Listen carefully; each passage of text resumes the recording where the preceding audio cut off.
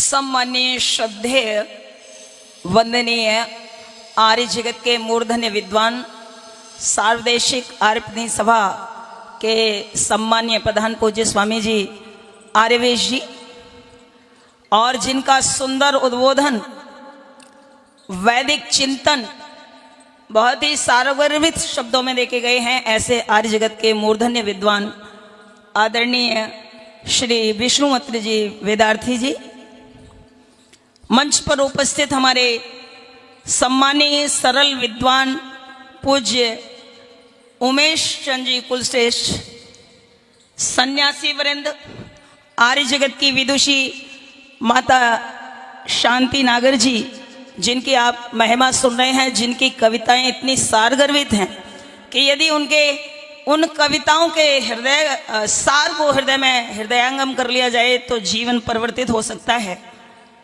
और मंच पर उपस्थित उनके साथ में उनकी पूज्य बहन जी, उपस्थित हमारे आज के मुख्य अतिथि महोदय और हमारे पुरोहितगण, सम्मानीय इस कार्यक्रम के आयोजक, संचालक, सभी धर्म प्रेमी बंधुओं, वंदनीय मातृशक्ति, सर्वप्रथम आप सभी के अंदर बैठे वो उस परम पिता परमात्मा को मेरा नमन।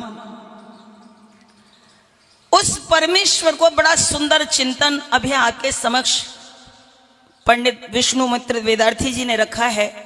और आज बंधुओं, इस बात को समझने की आवश्यकता है कि हमारे लिए ये जो सत्संग है, ये केवल दो पंक्तियां हो गई हैं। हम अपनी आत्मा का उत्थान नहीं करते हैं, मनोरंजन करते हैं। आत्मा के उत्थान के लिए जो हमारा असली सामान है, जब इस संसार से हम जाएंगे, हम नकली सामान पर तो पूरा ध्यान एकाग्र करते हैं, जो सामान का एक कण भी हमारे साथ जाने वाला नहीं है और जिसके आधार पर हमारी सीट आरक्षित होगी, यानी योनि का आरक्षण होगा। आप मनुष्य रहेंगे अथवा नहीं रहेंगे। मनुष्य के बाद आप पशु बन जाएंगे और पिशाच बन जाएंगे। कौन सी आपको योनि मिलेगी, ये परमात्मा किसके आधार पर निश्चित करता है? कर्मों के आधार पर। और कर्म करने का आपको यही लाइसेंस है। आप जितनी योनियां समझ रहे हैं, मनुष्य को छोड़ दीजिए, बाकी जितने जलचर, थलचर और जितने भी नवचर प्राणी हैं, उन सब प्राणियों में ये मनुष्य सबसे अधिक श्रेष्ठ प्राणी है। आप जानते हैं ये क्यों श्रेष्ठ है? इसमें इतनी श्रेष्ठता क्यों है? उसका कारण ये है कि उस परम पिता परमेश्वर ने इस मनुष्य के हाथों में जो कार्य करने का सामर्थ्य और जो बौद्धिक ज्ञान, चिंतन करने का, विश्लेषण करने का, सत्य और असत्य को निश्चय करने का जो सामर्थ्य परमेश्वर ने प्रदान किया है, वो दुनिया के किसी प्राणी को यह सामर्थ्य प्रभु ने नहीं दिया।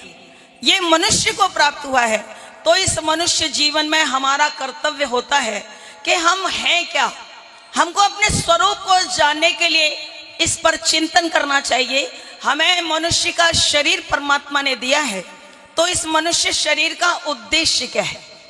कुछ लोग कहते हैं, अभी आपको बताया पंडित जी ने, कि इसका उद्देश्य है, हमारे ऋषियों ने हमारे जीवन के, मनुष्य जीवन के 4 पुरुषार्थ निश्चित किए हैं, जिनको हम कहते हैं धर्म, अर्थ, काम और मोक्ष। यानी जीवन में सर्वप्रथम प्राथमिकता है धर्म। लेकिन आज ये धर्म बड़ा विवादास्पद बन गया है। आज व्यक्ति धर्म के नाम पर ही भ्रमित है, और जितना उन्माद सारे संसार में फैल रहा है, जितना लड़ाई झगड़ा विवाद जो कुछ भी फैल रहा है, वो किसके नाम पर है जी बताओ? लेकिन वो धर्म है नहीं। धर्म प्रचलित है, मनुष्य के दिमाग में ये फिट है, लेकिन वो धर्म नहीं है, वो मत है, वो संप्रदाय है, वो एक व्यक्ति विशेष की विचारधारा है। लेकिन मत वो धर्म वो होता है। धर्म क्या होता है आप जानते हैं? धर्म वो होता है जो जोड़ने का कार्य करता है। अच्छा ये बताओ, सारा व्यक्ति, चोर से चोर व्यक्ति भी, डाकू से डाकू व्यक्ति भी, ये अपने जीवन में जब व्यवहार करता है तो वो चाहता है कोई उसको जो है मारे, वो चाहता है उसके साथ कोई बुरा व्यवहार करे, वो नहीं चाहता, लेकिन दूसरों के साथ ऐसा व्यवहार करता है। तो हमारे मनु महाराज ने धर्म के लक्षण क्या दिए?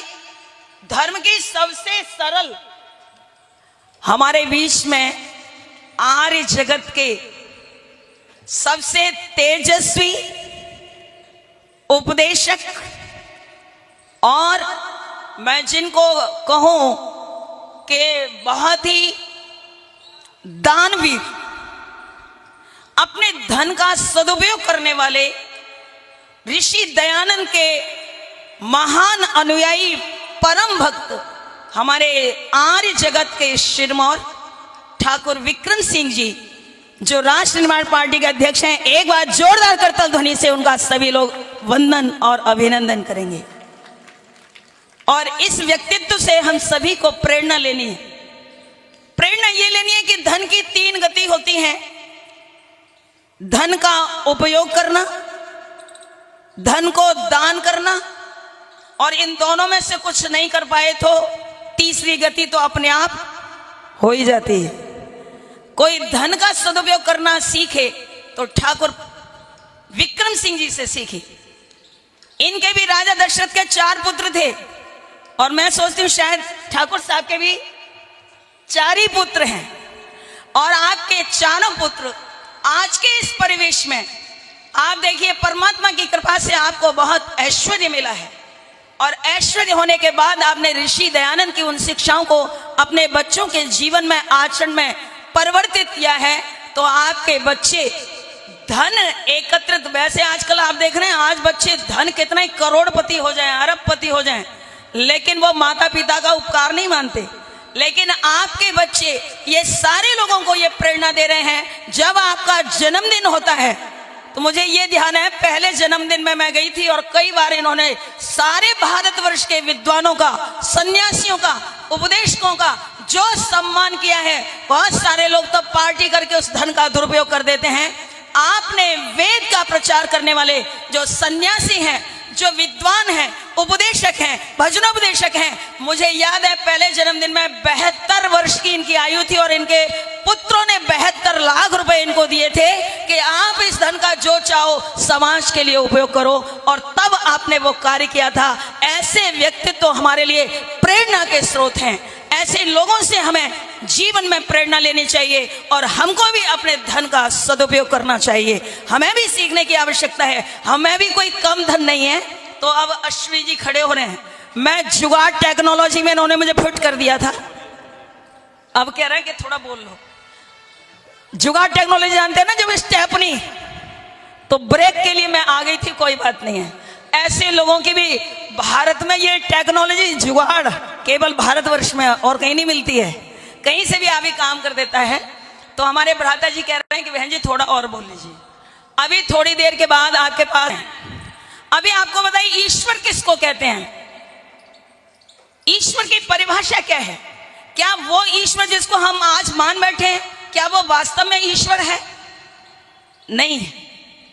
जिसको हमने ईश्वर के रूप में आज अपने घरों में स्थापित कर रखा है, ईश्वर वैसा नहीं है। ये स्वामी महर्षि दयानंद सत्यार्थ प्रकाश के अंदर हमको बताते हैं। और क्या कहते हैं ईश्वर कौन है? तो वो उसकी परिभाषा वेद मंत्र के माध्यम से बताते हैं। बोले ईश्वर किसको कहेंगे? एक लक्षण तो आपने देख लिया जो पंडित जी ने आपको स्पष्ट किया। बोले ईश्वर की पहली विशेषता ये है, जो सत भी है, जो चित भी है, जो आनंद स्वरूप है, जिसके अंदर ये तीनों गुण हैं, उसको ईश्वर हम कहते हैं। लेकिन हम किसको ईश्वर मान रहे हैं इस समाज में? ऋषि दयानंद ईश्वर के गुणों को स्पष्ट करते हुए कहते हैं, आर्य समाज के दूसरे नियम में ईश्वर सच्चिदानंद स्वरूप है। और दूसरी विशेषता क्या बताते हैं? दूसरी विशेषता बताते हुए कहते हैं कि ईश्वर निराकार है। अच्छा, हम कौन सा मान रहे हैं? हमारे बहुत सारे बंधु कहते हैं, बोले बहन जी ईश्वर दोनों है, निराकार भी है और साकार भी है। अच्छा ये बताओ, ये दोनों विरोधाभास हो सकते हैं क्या? साकार भी हो और निराकार भी हो। अच्छा मान लो आपकी तरह से महर्षि दयानंद स्पष्ट करते हैं, बहुत सारे लोग कहते हैं कि ईश्वर अवतार लेता है। किसके लिए लेता है? बोले भक्तों की रक्षा के लिए। अरे ईश्वर का इतना अपार सामर्थ्य है, उसके आगे इस मनुष्य का सामर्थ्य कुछ टिकता नहीं। ऐसे अपार सामर्थ्य वाले ईश्वर को अधर्मी का नाश करने के लिए जन्म लेने की आवश्यकता होगी क्या? आप बताओ, जो ईश्वर मां के गर्भ में चींटी से लेके हाथी तक के शरीर का निर्माण करने का सामर्थ्य रखता है, ऐसा वो ईश्वर अधर्मियों का नाश करने के लिए एक शरीर धारण करके आएगा? ये व्यवहारिक नहीं है। अर्थात ईश्वर अवतार नहीं लेता, ईश्वर निराकार है, ईश्वर साकार नहीं हो सकता। जो साकार है वो हमारे महापुरुष तो हो सकते हैं, वो हमारे पथ प्रदर्शक तो हो सकते हैं, वो हमारे महान चरित्रवान युग वेत्ता महापुरुष तो हो सकते हैं। जैसे हम कहते हैं ब्रह्मा जी, जैसे कि हम कहते हैं शिव जी, जैसे कि हम कहते हैं मर्यादा पुरुषोत्तम राम, जैसे कि हम कहते हैं योगराज श्री कृष्ण। ये हमारे जीवन का मार्गदर्शन करने वाले महापुरुष तो हैं, क्योंकि इनका चरित्र बड़ा उत्कृष्ट है, इनका चरित्र इतना उत्कृष्ट है। लेकिन लज्जा की बात यह है कि हम जिनकी पूजा करते हैं, जिनको अपने घर में बड़ी श्रद्धा के साथ रखते हैं, आज हम उनके चरित्र को कलंकित करने में जरा भी लज्जा का अनुभव नहीं करते। योगराज श्री कृष्ण का कितना पवित्र चरित्र है। आप देखिए, जो लोग कहते हैं कि आर्य समाजी राम और कृष्ण को नहीं मानते, उन लोगों को पता नहीं है कि राम और कृष्ण के, आप देखिए आर्य समाज के मंच पर आपको दोनों के चित्र मिलेंगे। ये दोनों भारतवर्ष के नक्षत्र हैं।